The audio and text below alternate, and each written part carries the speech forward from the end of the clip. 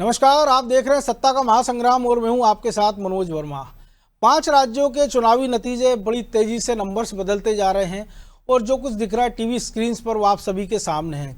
लेकिन कुछ बड़ी हाईलाइट्स ये है कि जो पश्चिम बंगाल की जो बात हो रही थी कि कमोबेश उसी के आसपास ये नतीजे रुझान अभी दिख रहे हैं। और बंगाल में अगर जो इस वक्त की सबसे बड़ी खबर है कि बंगाल में बहुमत के आंकड़े के पास पार हो चुकी है बीजेपी। जी हाँ, अभी तक जो रुझानों की हम बात कर रहे हैं क्योंकि लगभग 2 घंटे का वक्त हो चुका है और बहुमत के आंकड़े पर बीजेपी वहाँ पहुँचती नजर आ रही है। 152 सीटों पर चल रही है, 294 सीटें हैं, 293 पर चुनाव हुआ था। और टीएमसी 140 सीटों पर, जो कि पिछली बार 200 से ज़्यादा सीटों पर वो आगे चल रही थी, पिछली बार जीती थी उन्होंने, माफ़ कीजिए। बड़ी खबर ये भी है कि भवानीपुर से ममता बनर्जी फिर से एक बार पीछे हो गई हैं और 3100 वोटों से शुभेंदु अधिकारी उनसे आगे चल रहे हैं। पिछली बार नंदीग्राम में उन्होंने ममता बनर्जी को हराया था।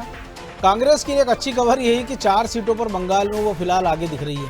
पिछले चुनाव में कम्युनिस्ट पार्टी और कांग्रेस का वहाँ खाता भी नहीं खुला था, लेकिन जो उनके बड़े नेता अधीर रंजन चौधरी वो पीछे चल रहे हैं। तो सत्ता का महासंग्राम आप देख रहे हैं। आसाम, पश्चिम बंगाल, तमिलनाडु, केरल और पुडुचेरी 5 राज्यों में चुनाव था। और जब बीजेपी के लिए एक बड़ी चुनौती थी कि आसाम में उनको सत्ता बरकरार रखनी थी, पश्चिम बंगाल में उनका कांटे का मुकाबला टीएमसी से था और एलडीएफ यूडीएफ के बीच जो फाइट चल रही थी वहाँ पे एक तरह से यूडीएफ फिलहाल बढ़त बनाए हुए हैं कांग्रेस गठबंधन वाली, और एलडीएफ पीछे पिछड़ती जा रही जो 10 साल से सत्ता में थी।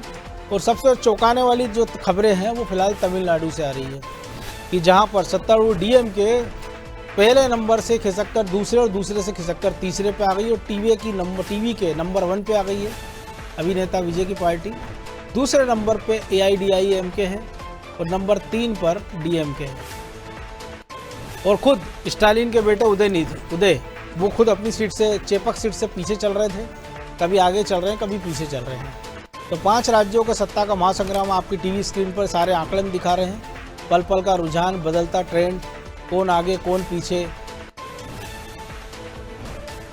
तो फिलहाल पश्चिम बंगाल जो सब 5 राज्यों में जिस पर सबसे बड़ी नज़र थी वो पश्चिम बंगाल ही था। और सुबह हमने देखा था कि बीजेपी मुख्यालय में सुबह से ही जलेबी बनना शुरू हो गई थी और हो सकता है कुछ समय बाद वहाँ झालमुड़ी भी बिकती नजर आए, क्योंकि झालमुड़ी बड़ी चर्चा में रही थी। जब प्रधानमंत्री नरेंद्र मोदी ने चुनावी दौर में झालमुड़ी खाई थी, इसके बाद झालमुड़ी बड़ी चर्चा में थी।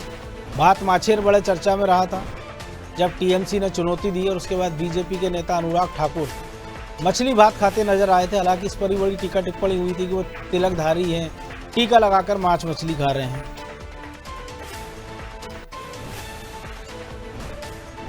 तो इस वक्त 5 राज्यों के चुनावी नतीजे पल पल अपडेट हम आपको दे रहे हैं। तो भवानीपुर जो हॉट सीट थी, और पिछली बार भी जब नंदीग्राम से चुनाव हारने के बाद बाई इलेक्शन में भवानीपुर से चुनाव जीती थी ममता बनर्जी, उनकी सुरक्षित सीट मानी जाती है। लेकिन बीजेपी ने उनको घेरने के हिसाब से वहाँ पे शुभेंदु अधिकारी को मैदान में उतारा था। तो फिलहाल अभी 2 घंटे के बाद जो तस्वीर निकल कर आ रही है उससे लग रहा है कि शायद बीजेपी का दाव सफल हुआ है। और अभी ये रुझान है, अभी ये परिणाम नहीं है। परिणाम के लिए हमको कम से कम 2 घंटे का इंतजार करना होगा। लेकिन इस वक्त जो रुझान आ रहे हैं वो टीएमसी के लिए अच्छे नहीं हैं, कांग्रेस के लिए मिले जुले हैं, बीजेपी के लिए फिलहाल सभी दूर से अच्छी खबर है। और अगर हंग असेंबली की नौबत आती है तमिलनाडु में तो हो सकता है विजय और एआईडीएमके हाथ मिला लें, क्योंकि दोनों के बीच बड़ा सॉफ्ट कॉर्नर रहा। चुनाव के पहले ये भी खबरें आई थी कि दोनों दल हाथ मिलाकर साझा चुनाव लड़ सकते हैं।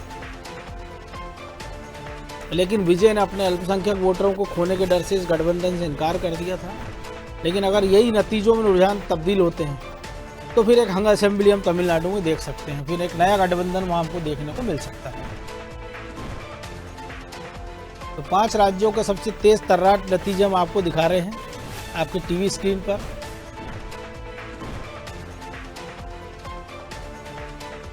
तो बंगाल में बहुमत के आंकड़े पर पहुंच चुकी है बीजेपी। 150 सीटें फिलहाल उनको मिलती नजर आ रही रुझानों में।